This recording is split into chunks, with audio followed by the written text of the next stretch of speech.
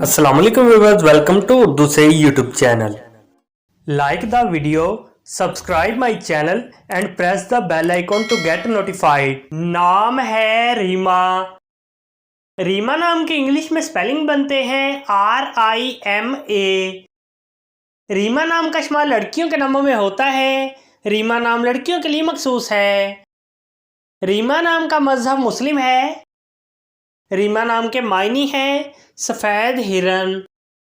रीमा नाम के इंग्लिश में 4 हरूफ है और ये एक लफ्ज़ है।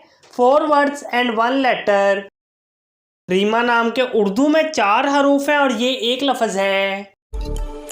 अपने नाम का मीनिंग जानने के लिए कमेंट बॉक्स में लिखिए। चैनल को सब्सक्राइब कीजिए, वीडियो को लाइक और शेयर कीजिए। Thanks for watching.